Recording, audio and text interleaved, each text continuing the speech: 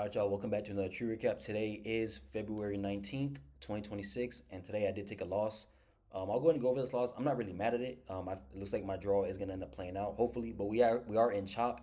And yeah, let's go ahead and go over it. So today, when I was coming in today, I was leaning more towards bearish, and this is why, okay? So overnight, price did tap into this daily gap, as y'all can see right here. This daily gap I have marked out, it tapped into that daily gap, and we had a strong reaction out of it overnight. So I'm like, okay, we're holding the daily gap. We're in bearish order flow. I'm gonna look for shorts today, right? Only shorts, okay? Go down to the 4 hour. Now we did have this bullish 4 hour gap right here, but I expected this to get ran, okay? I wanted this to get ran because we had clear draws lower. This swing low, which is I think AM low from yesterday, previous day low, and then we had these swing lows down here that could be a good targets as well. So I was leaning more towards bearish today, okay? We go into the hourly. Now, the only thing I was kind of conflicted about the hourly was that maybe we might want to go up and tap into these unfilled hourly gaps up here, right? I want to see maybe we could tap that, but then go lower, okay? But as you'll see, that didn't happen. So now when we go down to 15-minute during pre-market, we're holding this 15-minute crazy right here. This 15-minute gap, we're holding it crazy. So I'm like, okay, we're obviously not pushing through that gap. So we're obviously going to keep going lower from there. We might not even go to, the hourly gap, or we're just going to keep holding this 15-minute. And you see we held it 5, 6 times. I don't even know how long. But after that, I'm like, okay, I'm only looking for shorts right during pre-market. And I was so tempted to take this short during pre-market right here, but I was like, you know what? It's pre-market. Market's about to open. I'm just not even gonna fade. I'm not even gonna force it, right? So I'm gonna go ahead and remove this 15-minute for y'all, so y'all can see what I was looking at. So I was looking at this 5-minute inversion right here that I was gonna take during pre-market because this looks so clean. We're holding that 15-minute, and yeah, this looked clean to me, right? But I'm like, you know what? Let me just wait. Let me be patient. I'm not gonna force. And good thing I didn't because I would have got stopped out immediately, right? So now when I go down to the 1 minute, market opened up right here, and we straight up pushed up and swept, took out everybody who entered on that short, took out all these highs, which we also then created SMT. So I'm like, okay, if we hold this 15-minute, like if we start pushing up, or if we inverse this 15-minute, start pushing up, we tap this hourly and then look lower. But after we inverse that 5, create this SMT, we start respecting these 1 minute gaps, okay? And I was gonna get it off this candle right here, but I was hesitant because we were kind of chopping a little bit, and I didn't know what we wanted to do. But I didn't get in. I faded it, and I probably would have got break even on the trade even if I did take it. But I didn't worry about that. Okay, so now the trade that I actually took was this trade, and as you can see, we're obviously in chop right now, and I got stopped out. But I still think it could play. It aligned with my bias, it aligned with my draw. Everything was like aligned, so I'm not really mad at it.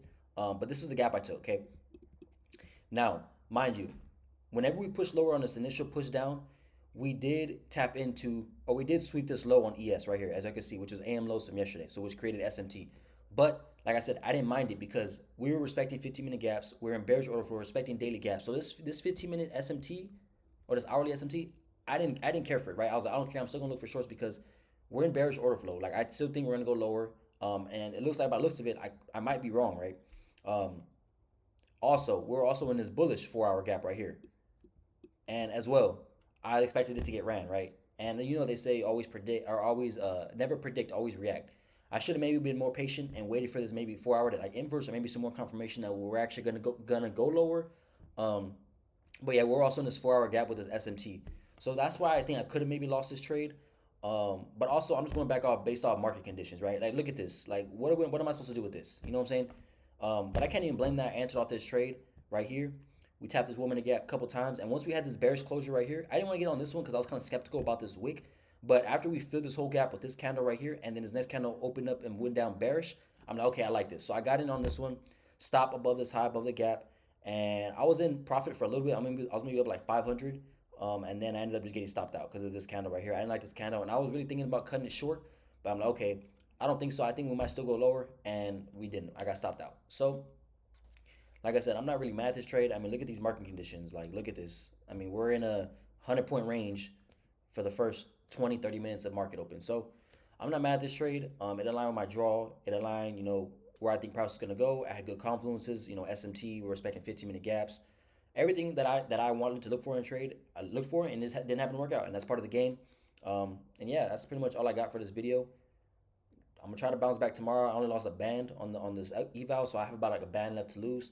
So yeah, I'm gonna come back tomorrow on a Friday. Hopefully end the week strong. Hopefully, because this week has been some buns. Not gonna lie. Like Tuesday, $50 off of passing, didn't pass.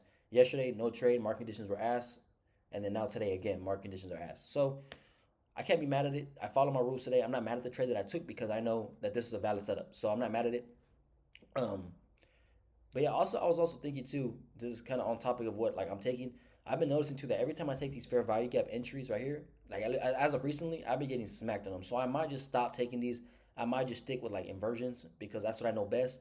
And these fair value gap entries, I just been getting absolutely clapped on. Even though when I think the draw is obviously the right way, the correct way, I'm getting clapped. So I might just start waiting for inversions because I feel like that's where I perform best. I'm gonna go back in my journal. I'm gonna journal this. I'm gonna go back to see my wins and my losses, see what I can improve on.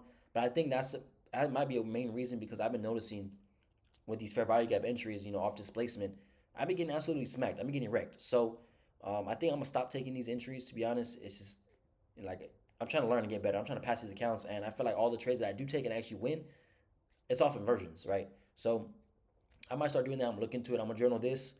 Go over my journal today, see what I can improve on, and then hopefully tomorrow we can catch something good. End the week off strong, and then next week more opportunities, right? So that's pretty much all I got. Make sure y'all like, comment, subscribe. If y'all haven't yet, make sure you go follow my TikTok at Tone Trades, where I do be posting more and I am more active on there. Um, and yeah, that's pretty much all I got. And I'll see y'all tomorrow, hopefully, if we catch a trade.